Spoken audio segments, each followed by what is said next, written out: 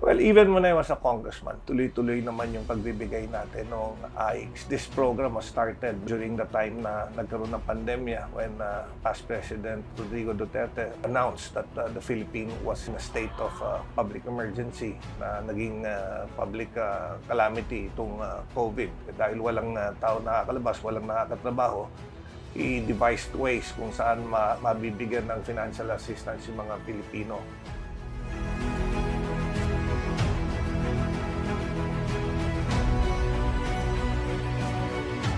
Nung nagkaroon ng pandemic dito, nagkausap kami ni Senator Amy. At that time, kongresista pa ako noon. Pinag-iisipan namin kung paano makakagawa ng pangmatagalang tulong o solusyon talaga sa problema ng mga naghahanap buhay sa larangan ng transportasyon. Kasi nga, madaming problema na ang kasagutan hindi lang yung pagbigay ng financial assistance, band-aid solution yung financial assistance.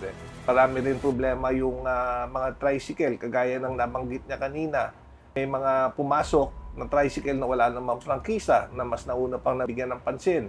Mayroong mga inaprubahang iba-ibang klaseng denominasyon ng public transport, kagaya ng motorcycle taxi, ng mga e-tricycle, na naglaban-laban sa dun sa existing route ng mga lehitimong mga tricycle na may ruta o may prangkisa. Those things kailangan ayusin. Napag-usapan namin ni Sen. Amy yun. So habang sa ginagawan nga ng pangmatagalang solusyon, sabi ni Sen. Amy, hindi rin naman pwede na hindi natin bibigyan ng assistance yung mga tao. So sabi niya, sige, bigyan muna natin sila ng AICS habang hindi pa nasa batas yung pangmatagalang solusyon na napag-uusapan namin.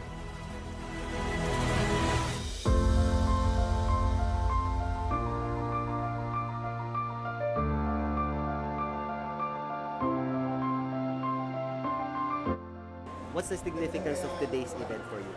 Wala, malapit talaga ako sa TODA mula sa Paul, nung governor pa ako. Talagang malaking kontribusyon nila sa ating lipunan. Kapag wala sila, parang dugo sa katawan, wala talagang dumadalo.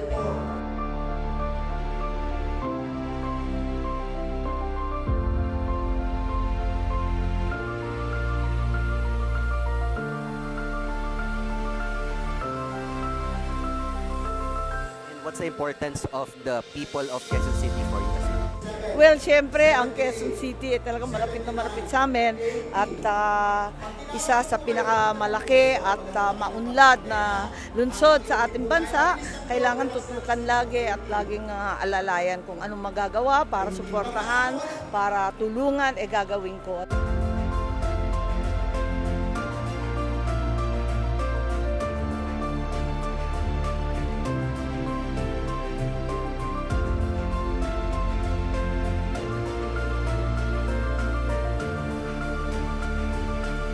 Of course, sa mga barangay officials natin na nandyan, kagaya ng sinabi ko, walang politikang halo, pero ang pagtulong natin walang pinipili. Tulong na para sa lahat talaga. Papasalamat ako sa mga miyembro ng TODA. Yung tulong na ibinigay ni Sen. Amy na ipinadaan po sa atin, talagang para sa inyo naman talaga yan. Dahil yung perang pinamimigay, lagi natin sinasabi, galing riyan sa pondo ng gobyerno, nagmumula rin sa mga taxes na binibigay o kinukuha sa tao. So sana nakatulong yung assistance na ibinigay natin. Sana for all of them to use it wisely. Yung nakuha ang financial assistance, di ba, hindi dapat pang inom, hindi dapat pang sugal yan. Dapat gamitin nila yan as additional capital o kagaya ng nabanggit ko nung lumapit sa akin na nagpapasalamat na may pampagawa siya ng motor para may ayos, di ba? So nagpapasalamat tayo sa kanilang lahat, sa kanilang pagpunta at suporta.